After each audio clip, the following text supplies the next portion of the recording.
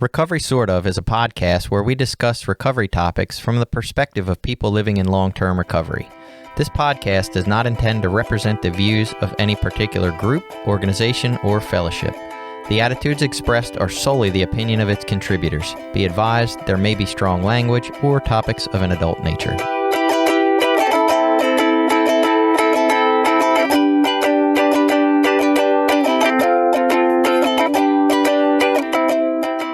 Welcome back. It's Recovery Sort Of. I'm Jason, a guy just continually trying to do his best. And I'm Billy. I'm a person in long-term recovery. We got lazy, maybe, and didn't have a topic, and decided we got stuff for recap, and we want to talk about our lives, kind of where this whole thing started a long time ago. We haven't checked in for a while, so that's where we're going, I guess. Yeah, and funny enough, we were over in the little town of Northeast where we used to do the meditation group that we started from, and we drove back there to the park. And that's the first thing I think when I'm back there is I remember that meditation group and us meeting back there and sitting around by the water, talk. I have a lot of good memories at that park with my kids too. And, right. But that was one of the memories that popped up in my head talking about. Man. That's where this kind of spurred from. Yeah, that's awesome. It was cool when it was gratitude. Gratitude, right? That's coming up.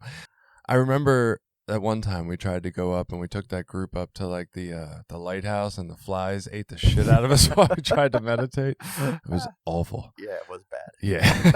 So, getting right into some of this recap. A lot of this is YouTube comments, which is cool. We haven't gotten a ton of YouTube comments before. So, on the Mara episode for the Medication Assisted Recovery Anonymous, Merck commented, of course, our guest for that episode, and said, "Thank all three of you again for having me on. I enjoyed our conversation and appreciate the opportunity you gave us. Stay safe."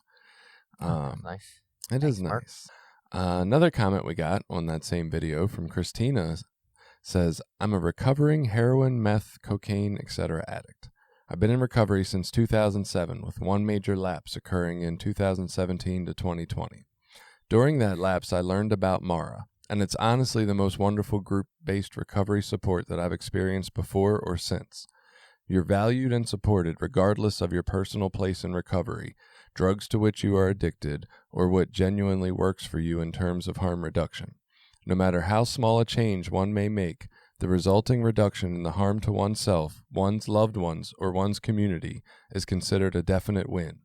Positive steps are not negated by the fact that you're not 100% abstinence from controlled substances, mind-altering substances, and in some groups, the aforementioned as well as certain doctor-prescribed medication. Often including psych meds, the small, attainable wins coupled with the flexibility and individual definition of recovery makes it possible to start rebuilding without viewing any potential stumbling blocks as utter failure. You're never made to feel as if you're wrong for what works for you. I recommend Mara to anyone that I meet who is struggling with addiction." Yeah, that's a lot. That is a lot. So it's interesting. I mean, I read it and I'm like, everything that's said there is a positive, and yet a lot of it is pointed out in the terms of the negative that you would get elsewhere. Yeah.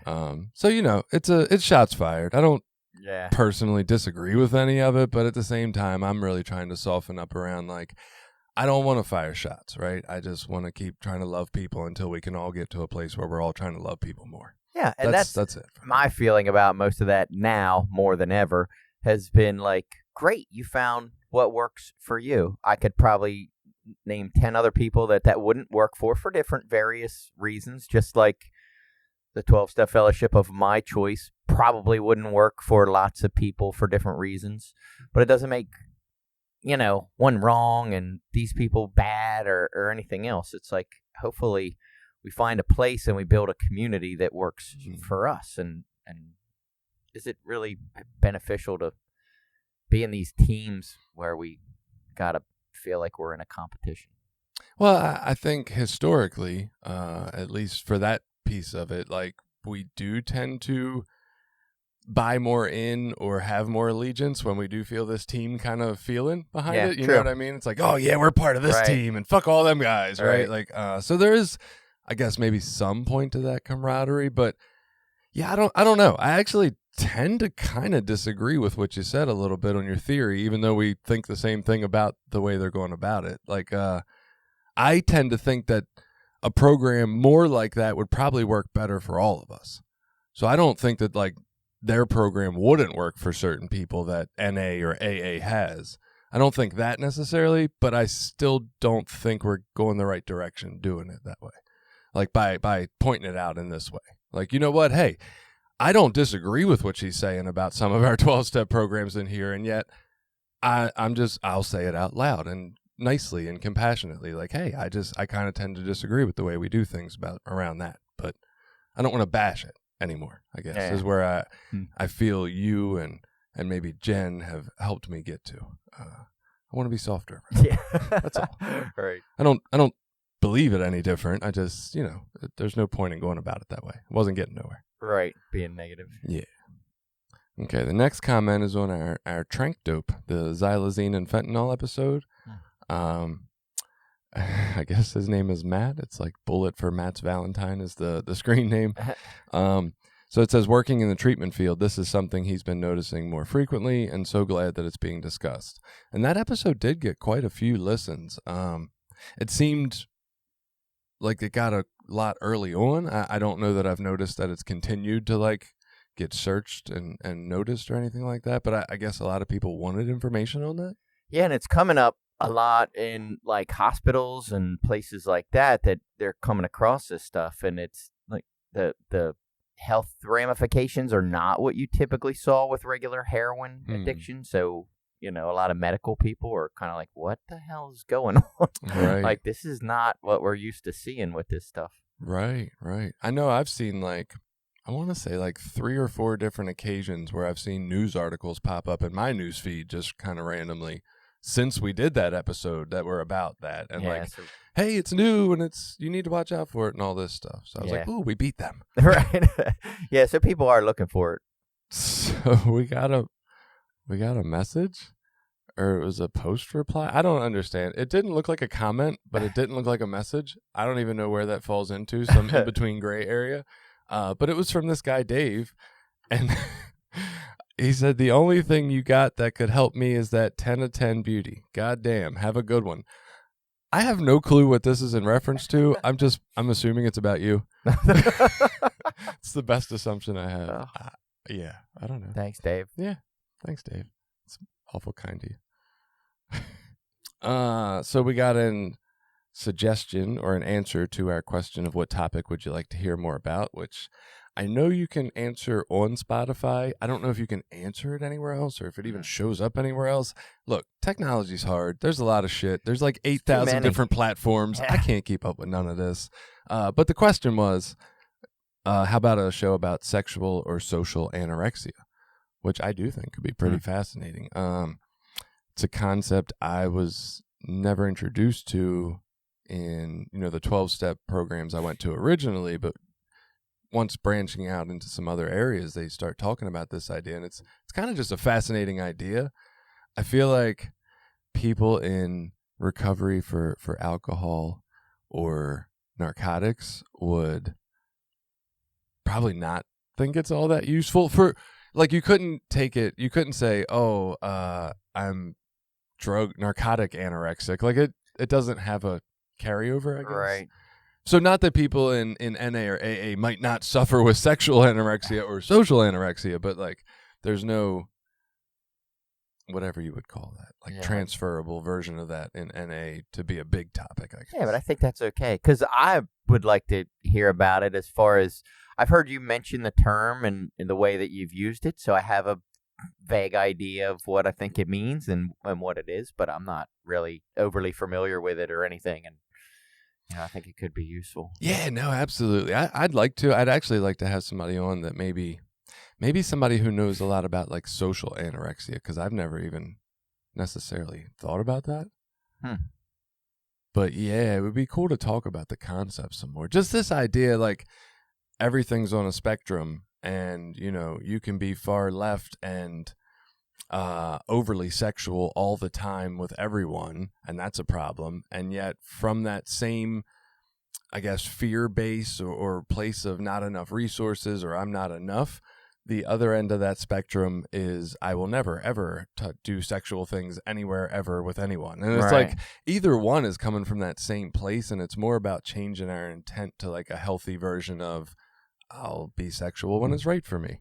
Yeah, right. Seems like there could be some really missed opportunities for like intimacy and missed Right. opportunities for closeness to other people if you take this attitude that you don't want to venture into any sort of intimate touch or anything. Yeah. Well, Yeah, and I wonder if it's like a thing that actually carries out into other areas as well. I'm picturing parenting, and before I was really looking at my parenting or trying to do it better or thinking maybe I'm not doing it well, my original take on parenting was to do pretty similar to what my parents did or what I saw. I just assumed that was the right way.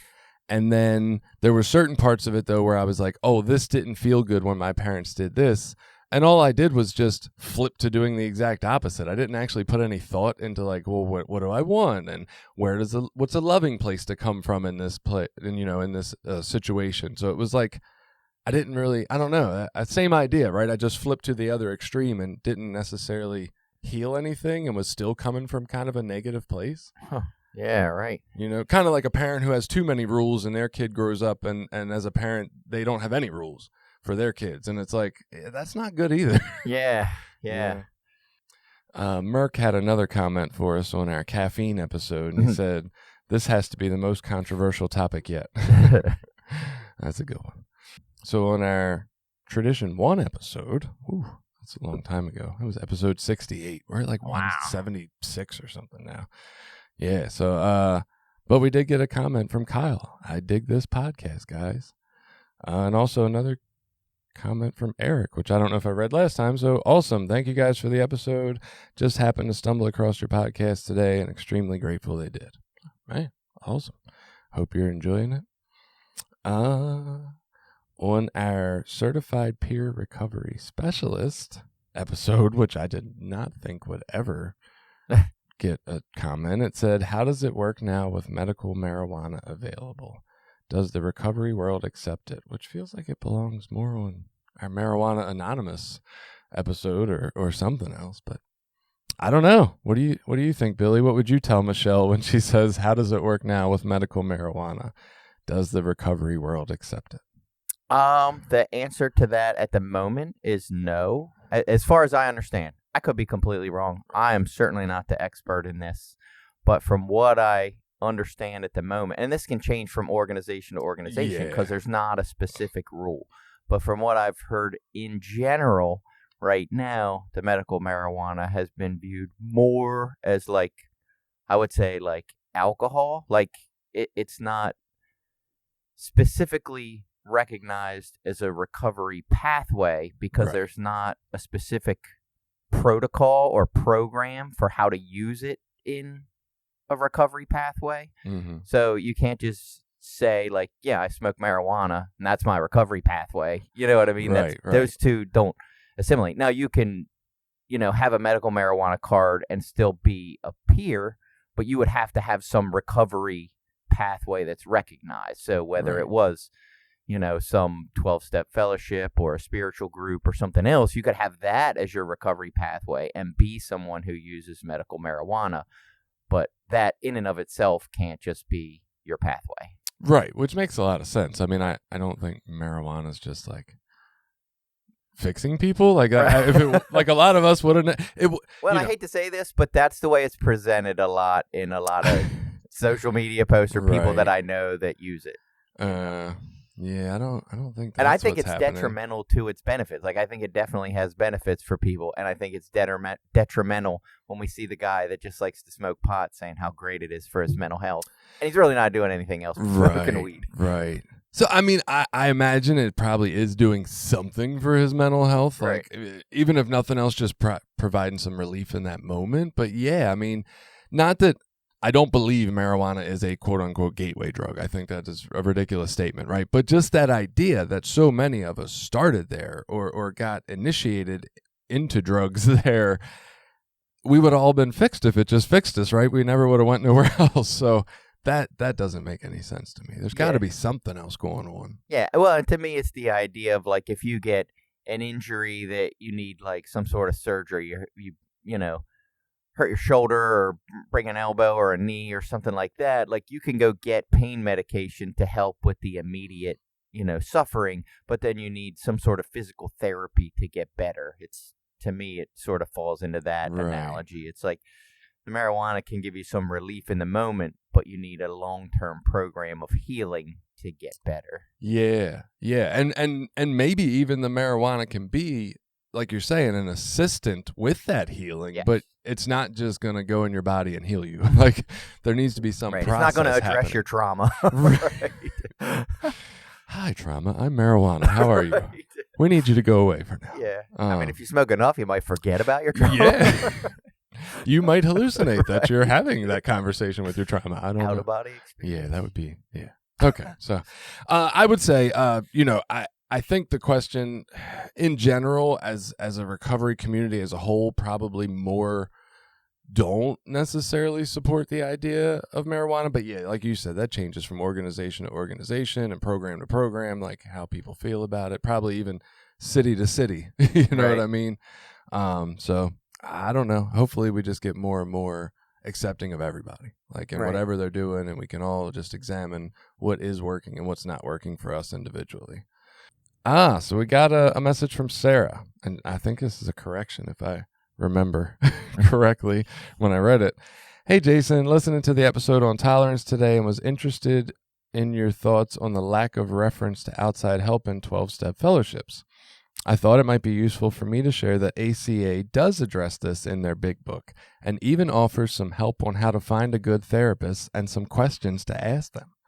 The 4th step lists lots of different areas to focus on, including sexual abuse and PTSD, whereby the reader is strongly urged to stay in contact with their counselor or sponsor, and the New Loving Parent Workbook talks about learning styles, child development stages, and references neuroscience, nervous system functions, and trauma emotional regulation, but does not go into detail, as that's for us to find the right things for us to explore. So not to call you out, but hopefully reassure that some of the stuff is working its way into at least one fellowship. I'm amazed at how you find something new to talk about each week and love the spiritual principles topics. Can't wait to hear what comes up. Hope all is good with you, Sarah. So that was awesome. That was somebody trying to criticize in a loving way. She was good at it, too, because I definitely walked away from that feeling positive. I was like, what a lovely message. Sarah's so kind. Lovely message. Yeah, no. But yeah, so that's actually phenomenal. And I'm thrilled to hear that, because that sounds like that program, at least, Adult Children of Alcoholics, which Sarah was our guest on back on like episode. And dysfunctional families. They're trying to build and that dysfunctional families. Yes, let's keep working on that, because it is. It's not just rebranding. Yeah, don't worry about if your parents drank or not. It doesn't matter. Like if you think you might go there or qualify, just go. Just run. Like you already do if you're thinking that, right? It's kind of like the old statement I used to hear in NA. What was it? Like, if you're here, you belong here, right? Most of you know why you're here. If you're questioning if you belong here, just remember, normal people don't come to church basements to question if they belong in Narcotics Anonymous. Right. And if you're a family member of somebody who's here and you're just here thinking you're supporting them, trust me, you belong here too, right? So like, if you think you might qualify for adult children of alcoholics and dysfunctional families, you absolutely do. You can find out more about it, obviously, that old episode we have. But yeah, I just love it. Mara has really given me some hope. ACA has really given me some hope. Just that there is some shifts, and maybe it's because they're younger and newer fellowships. It's so much easier for them to not hold on to anything old. They don't have anything old, right? Yeah, they don't have that nostalgia. Right. So it's neat. I don't know, man. Seems a lot more on the path, I guess, for me. I like. Yeah, that's good stuff. What is this one on? Oh, this one was on Marijuana Anonymous. It was Merc again. Merc, you are a lurking little fellow on our YouTube. Mm-hmm. Thank you. He said, another great podcast. Thank you for trying to cover all the recovery options. I thought that was kind, especially since, Marijuana Anonymous doesn't necessarily line up with Mara's views in any kind of way. They were kind of strict. They were abstinence-based. Yeah. Another one on Marijuana Anonymous. Kate the Great. What a great conversation about a great topic. Well, thank you, Kate the Great.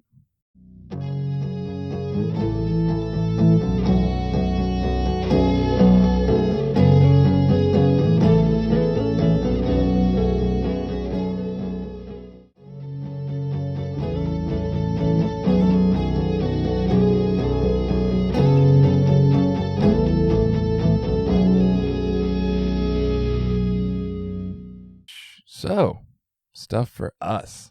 We've had 60,000 lifetime listens, Billy. Wow. I know. That's amazing. It is amazing. It's just a ton. I can't believe. Like, that's incredible. There's a new, so our whole recording thing, the background stuff, I know people don't necessarily care about this, but Anchor was who we recorded with, and we had an ad for them, hey, you can make free podcasts with Anchor. They just changed. They're rebranding. They're Spotify for podcasters now, which fucked me all up this week when I went on there, and it was all different, and I was like, what the hell is this? So that's a thing, and we got to re-record the ad for that. Yeah, I know. Kind of bummer. But apparently Spotify owns them then?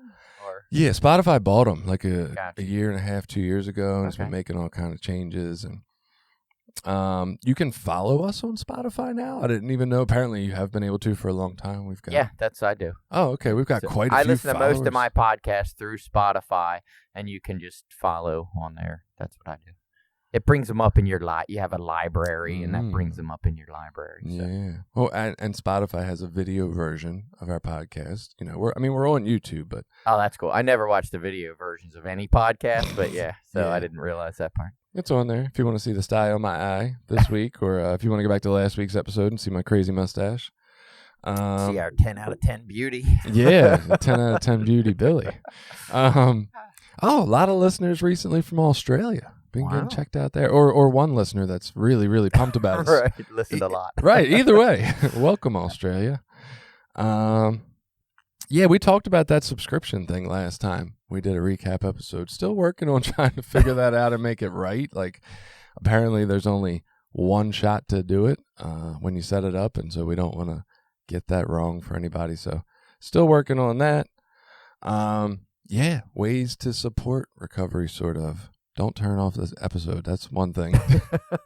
Just because we're talking about ways to support. But you can share it with friends. It doesn't cost anything. You can share it on your social media. You can talk about it in the parking lots before and after the meeting, or in the Zoom chat rooms before and after the meeting. They're not chat rooms. God, I sound old sometimes. I know. But you can do that. You can rate, and subscribe, I guess, still matters. Yeah, and I think for me that's probably the biggest thing is if you get some benefit out of it, please let people that you know about us, mention it to friends and things, because ultimately, I don't think either of us came into this trying to make a career out of it, but helping people and knowing that, people are listening and getting some benefit out of it is the greatest reward, for doing it. Yeah, absolutely. You guys' feedback is awesome. We love hearing that. We love messages letting us know that you listened and it made a difference. Love to hear that.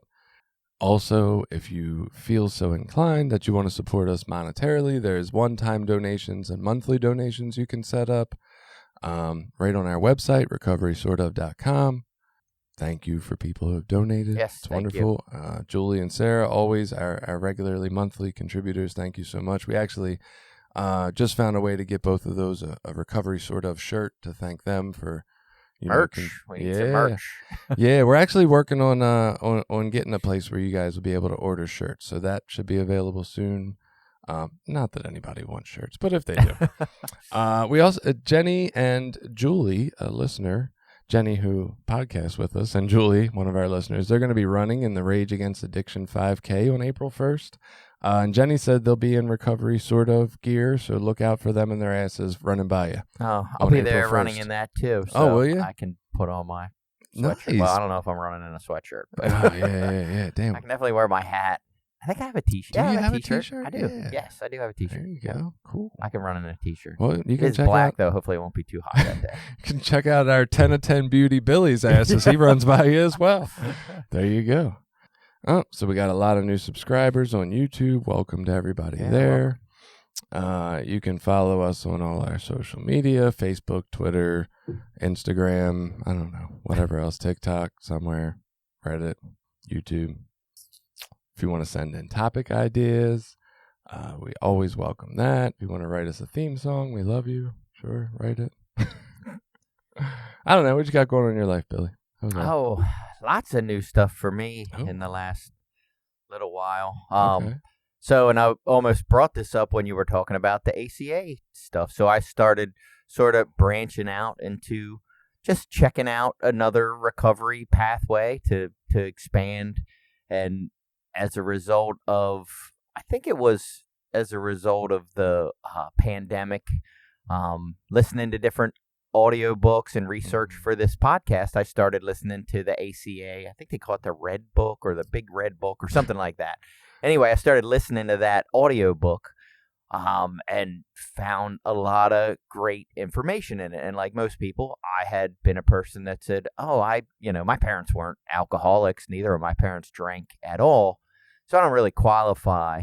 And then in listening to the book, that sort of got me to listen to a couple of speakers to seek out information, which now I'm realizing why people would use our podcast as that platform, because you hear about these programs and, you're kind of, it's sort of intimidating to just go and show up at some meeting that you don't know anything about. So, right. I started to look for speakers or information, and I could not find a lot of information on ACA. There seemed to be like one guy that's out there. I guess he's promoting his own shit. I don't know. But and it was good. He's definitely good at it. But, it gave me the understanding that it's not just for people, that parents were alcoholics. It's also anyone who grew up in a dysfunctional family. So they're really trying to do a little more, I'll call it rebranding, to be adult children of alcoholics and dysfunctional families, which I think means pretty much anyone qualifies. Yeah. And so I started going to some meetings and really getting some benefit out of that program. Lately, some other things been going on. I haven't been able to attend as much, but I picked up one of their, I guess you would call it like a step working guide, similar. It's a book that they have that goes through their 12 steps. And I've really got a lot of benefit out of digging a little deeper into some of my background, some of my childhood experiences, how they're currently affecting, my marriage, my relationship with my kids. And it's been very eye-opening and very encouraging on walking through some uncomfortable feelings, recognizing areas that were me reliving past traumas in my current relationships, and that's been really interesting and pretty eye-opening. It also helped me to see, like, one of the benefits, I think, from even going to like my regular 12-step, I go to Narcotics Anonymous. I go there pretty regularly.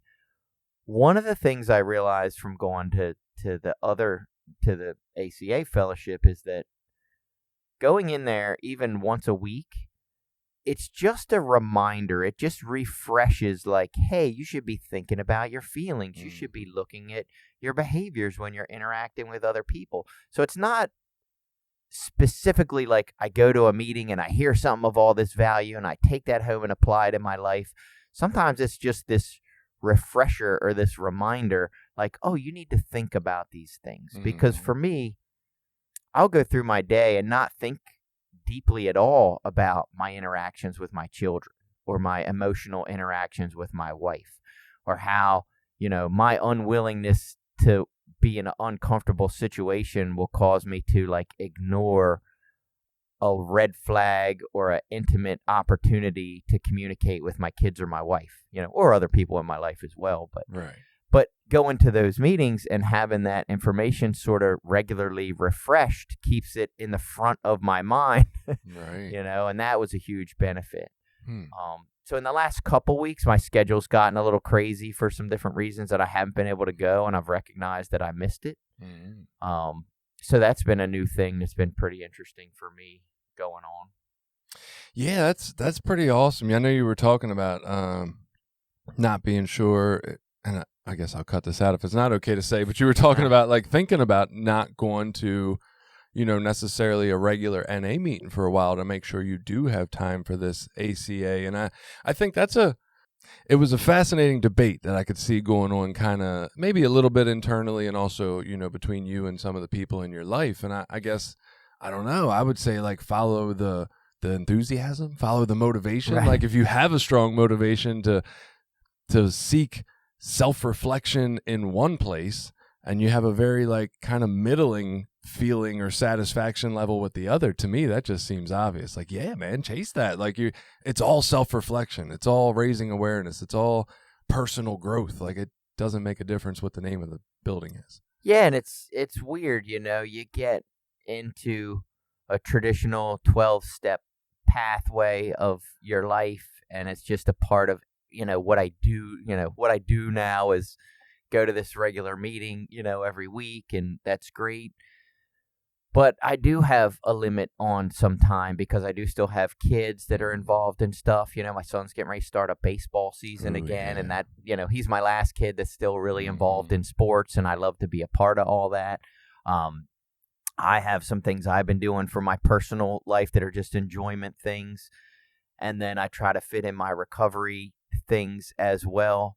And so, the debate becomes, do I have enough time to fit in 2 different 12-step meetings a week plus 2 different sets of sponsors, or do I have 2 different sponsors? And if I only have one sponsor, how is that sponsor going to help me in this other fellowship? It's all these ideas that I'm challenging of information that I've regurgitated myself, right? That now I recognize is terrible information for people. Like, right. No, how is my sponsor in this one fellowship going to sponsor me through these steps in this other fellowship? Like, that's ridiculous.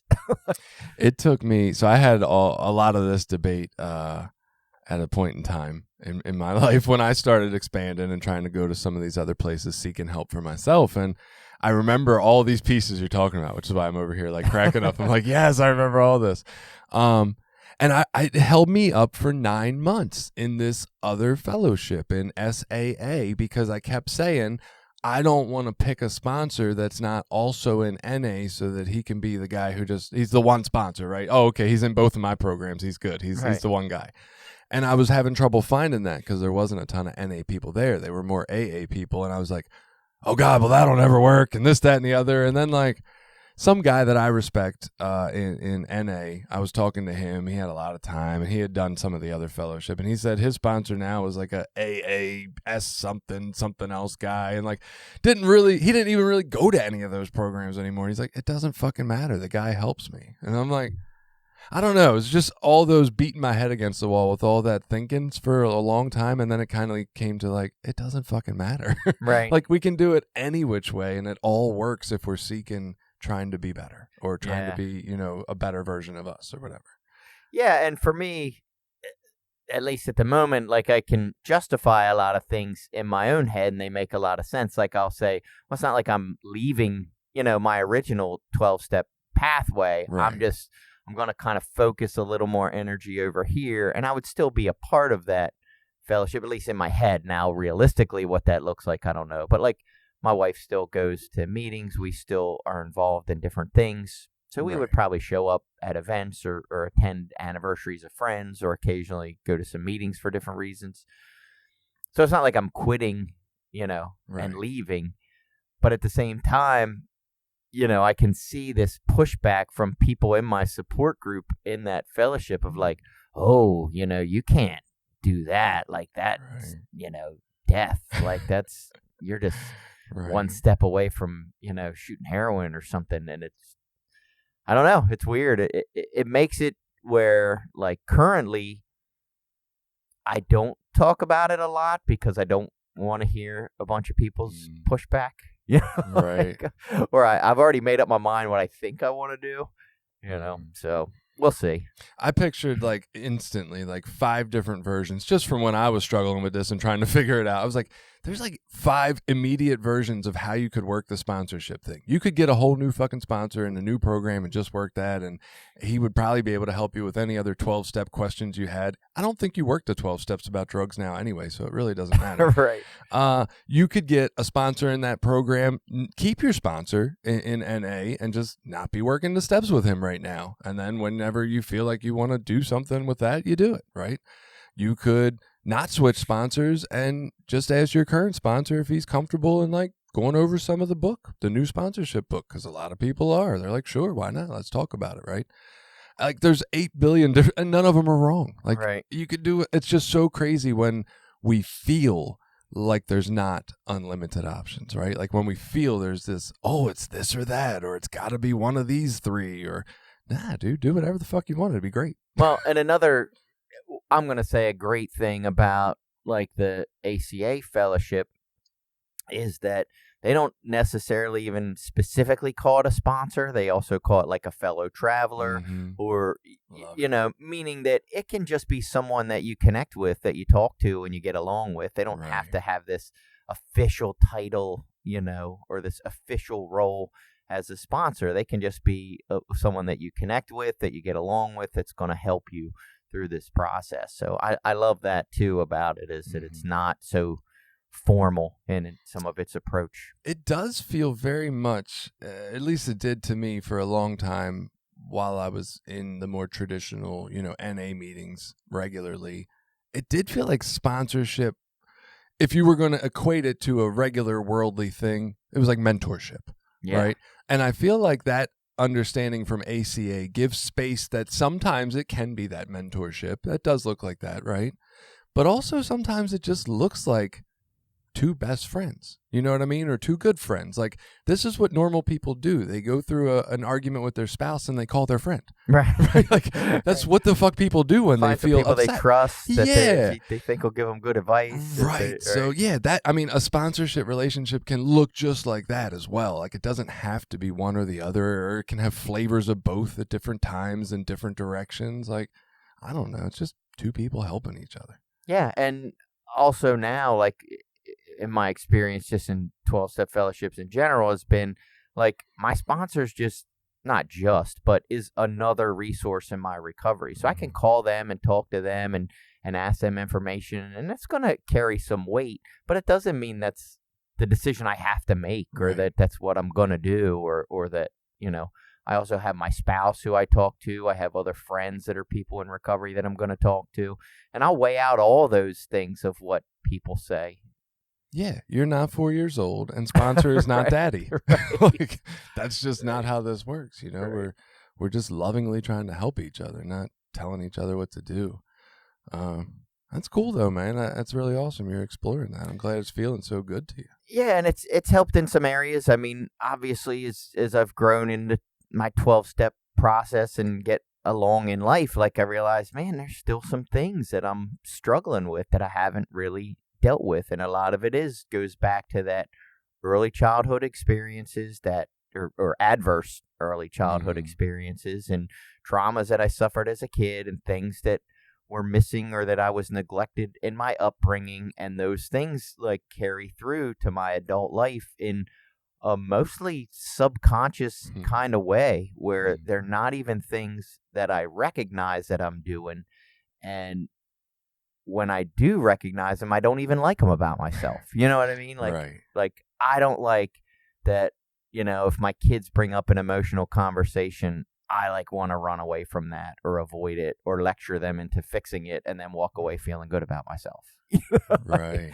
Like I want to be emotionally supportive. I want to be there for them. I want to be loving. And it's like I get so overwhelmed, or we go out into groups. We went out to a couple of outings this weekend, and I get in a group of, 50 people or more, and I am so overwhelmed with anxiety about how you're supposed to act and what you're supposed to do, and, what the cultural norms are, and I just get so uncomfortable, with that shit. I'm like, that's crazy. Right.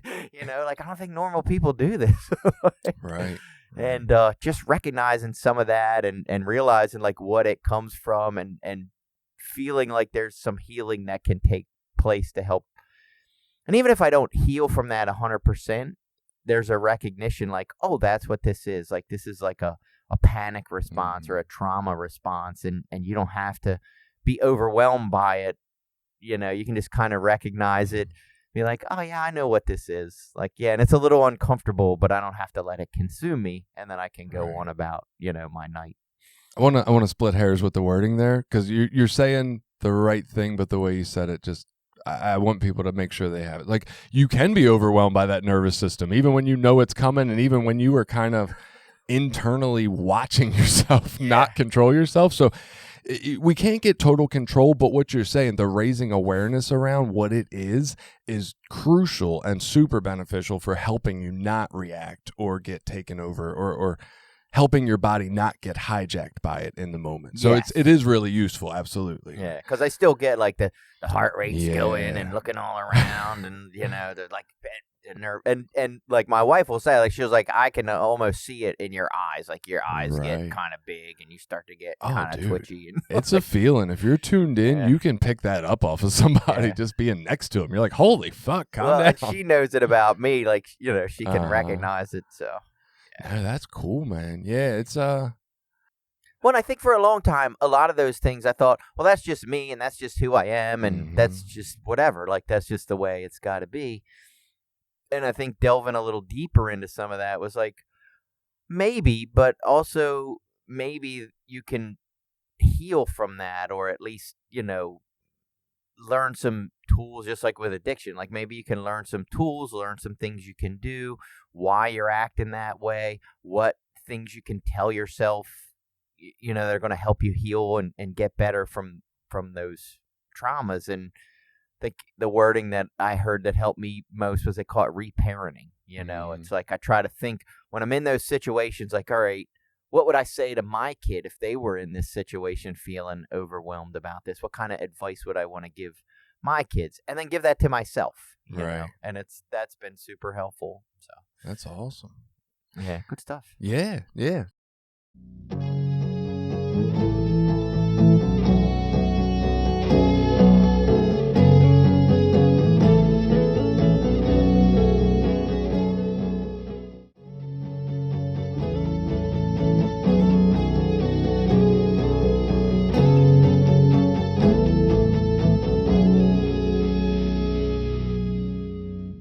In a similar vein, my family, and this has been ongoing probably the whole time we've been doing this podcast or close to it, but we've still been in various versions of family therapy, right? Like, sometimes, very rarely anymore, do we all show up in a session, but it's different formations.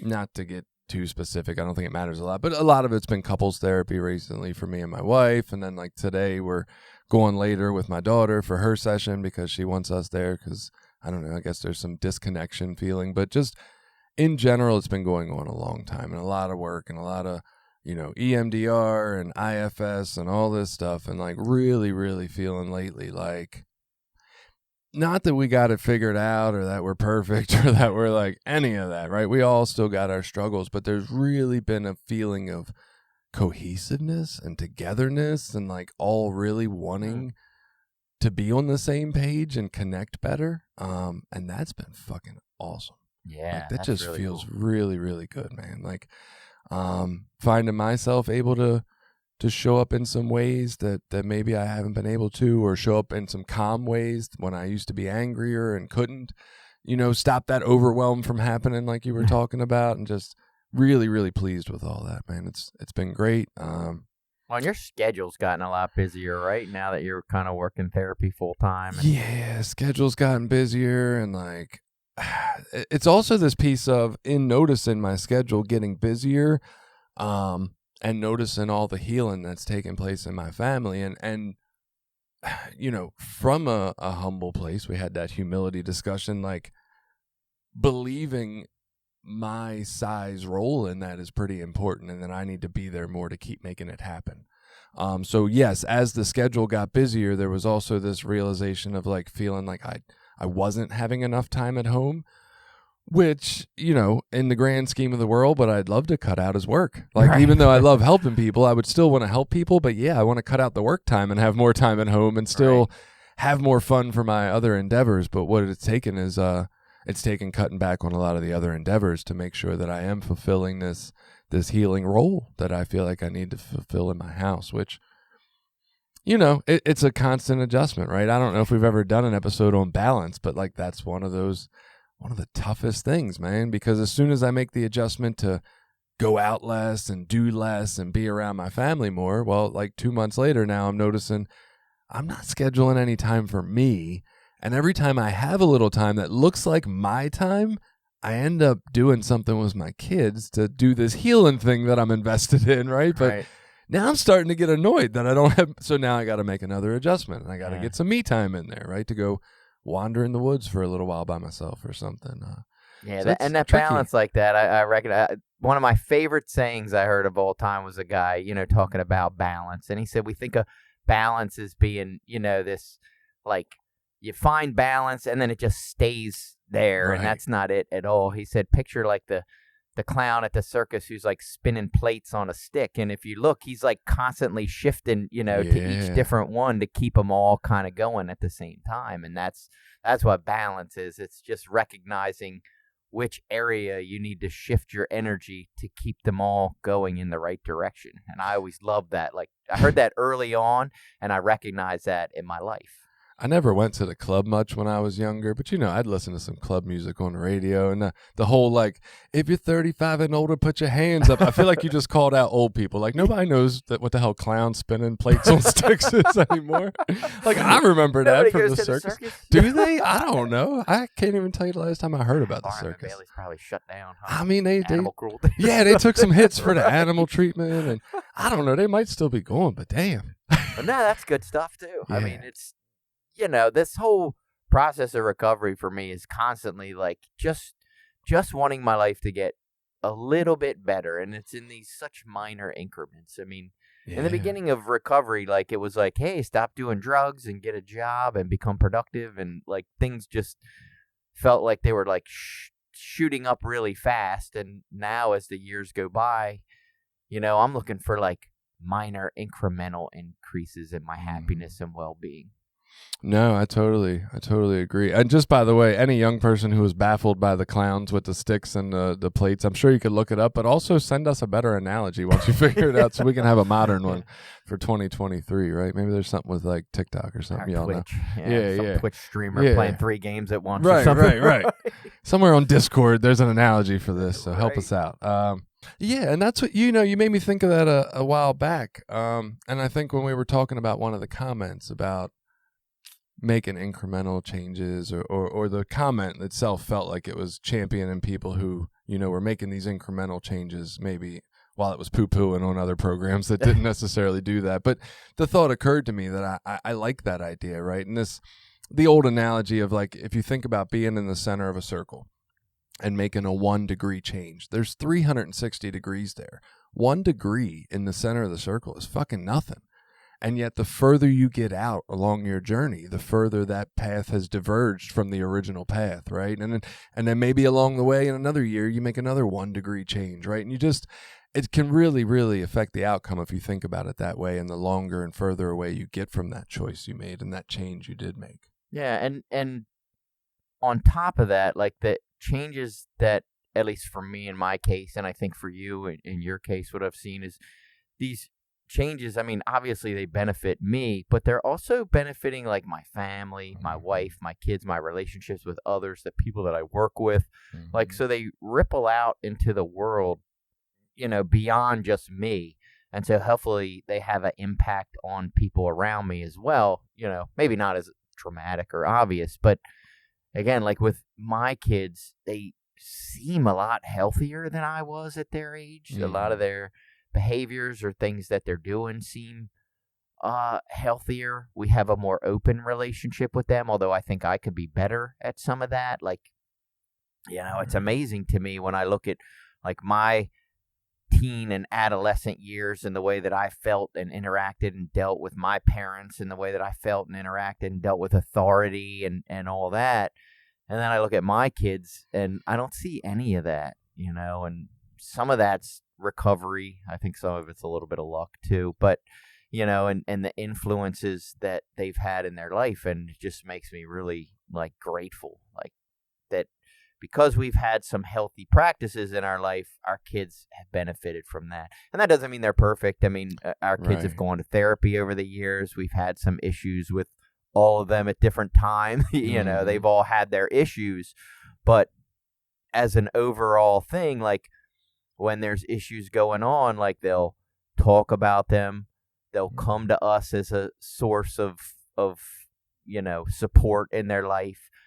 When we do family things or vacation, they're not trying to like run from us, those kind of things. And that was the way that I looked at my family. Like my parents, it almost felt like the enemy, like they didn't feel like people that I trusted to care for my well-being. They were the authority. Right. And they were like, when shit was going down, they weren't the people that I was going to for any kind of advice or input or support. And that's sad. And part of that was me. I wish I would have got better information from them than the fucking people I did go to for advice. Right. But, with our kids, that relationship's a little different. And I attribute that to recovery because my parenting skills going into early parenting were terrible. They were what I knew growing up.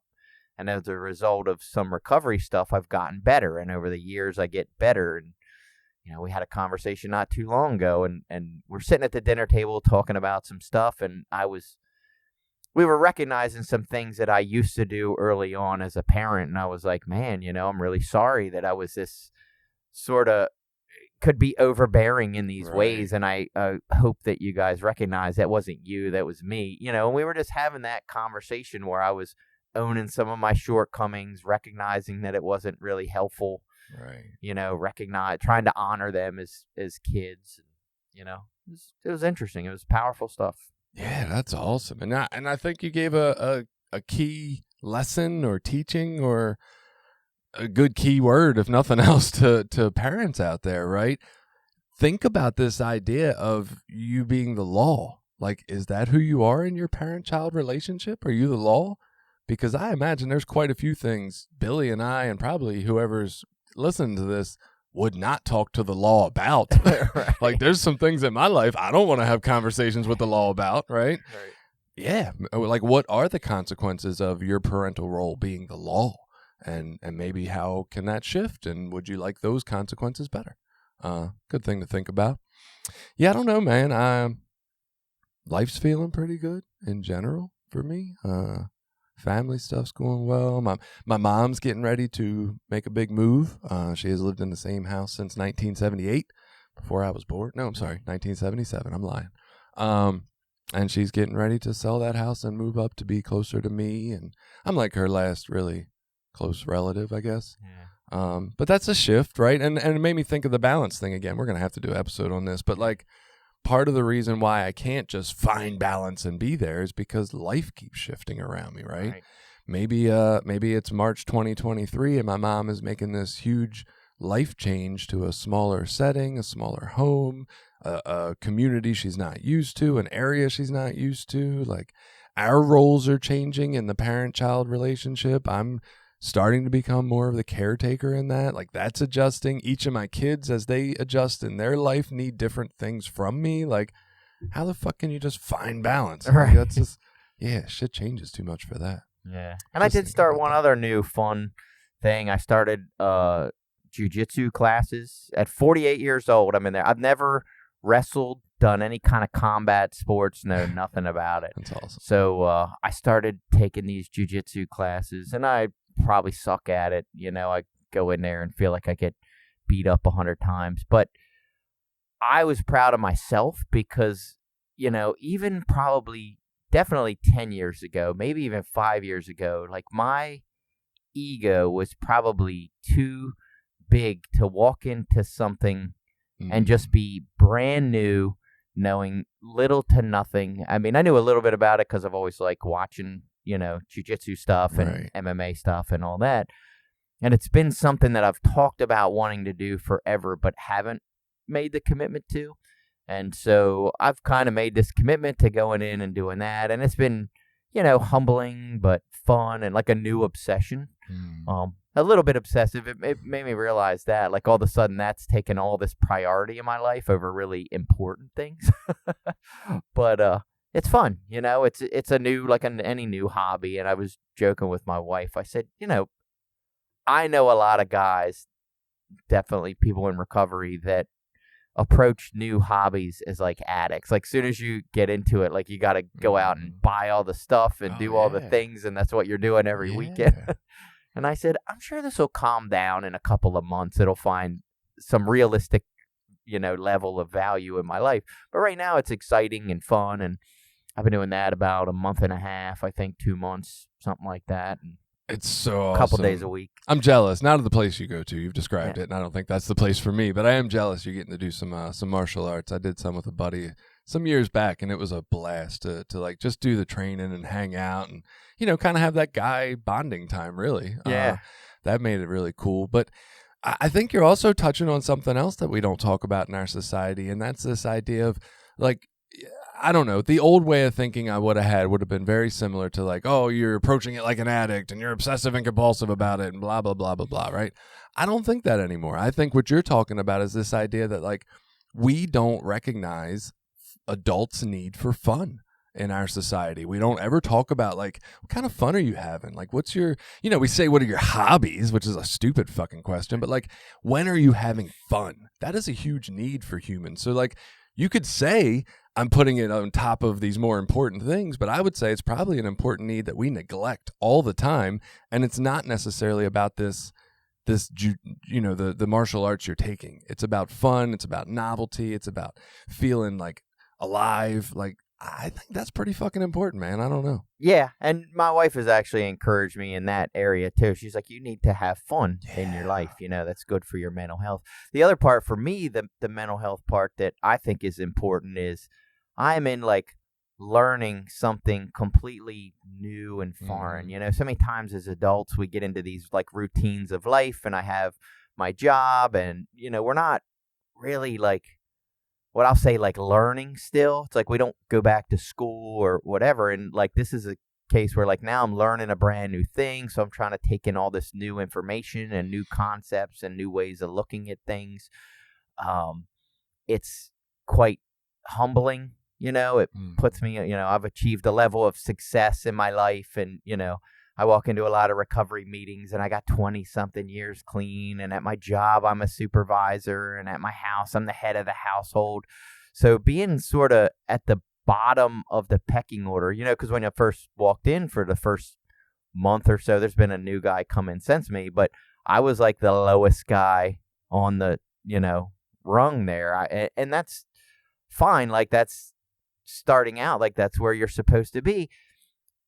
What I think is there's a certain benefit to like healthy stress and healthy challenges, ways to push myself that are going to help me to grow and have resilience, and build up those muscles. And, I think for me, being a person who struggles with like self-esteem stuff, I think that's really important. No, absolutely. Something like that engages so many positive pieces, right? It's even just at the base, like most basic, I think, level of just you're choosing to do something for you because you want it for no other reason, right? Yeah. Like those kind of things, like dedicating time to yourself, showing up for yourself. Like it's just so many positives out of doing something like that. And maybe that's where we end today. Maybe that's what we ask people today, right? Where are you having fun? Look at your life. Are you not? Because maybe you need to reevaluate that. But where are you having fun? And if you feel so inclined, reach out and share where you're having fun with us. I'd love to hear all the different ways people have fun. Yeah, and it's not selfish to do some things for yourself that you want to do. I fall into that a lot. Like, well, I made the decision to have these kids and have a wife and have this house. So that's all the responsibilities that come along with that. There's no time for fun. For me, I'll get that later, and then realizing that's not healthy for me. I owe it to myself to do things in life that are fun. Yeah, I'm creating an environment around me at all times, whether I know it or not, right? And like, how toxic is that environment? Because I'm like the dirt. right? I'm growing these kids in my house, which are like the flowers, and still my wife, right? Trying to help her heal too. Like, I want to keep providing this positive, nutrient-rich environment. I want to be that kind of soil. And what that takes is me going out and taking care of myself first. So, I definitely completely agree with what you just said. Please take care of yourselves so that soil can enrich everybody else's life that's in your world. All right, so how do you have fun? Go out there, have some, tell us about it, and we'll see you next week.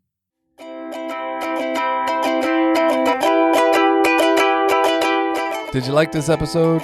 Share it with people you think might get something out of it. Check out the rest of our episodes at recoverysortof.com. Also, while you're there, you can find ways to link up with us on Facebook, Twitter, Instagram, Reddit, YouTube, anything. We're always looking for new ideas. Got an idea you want us to look into? Reach out to us.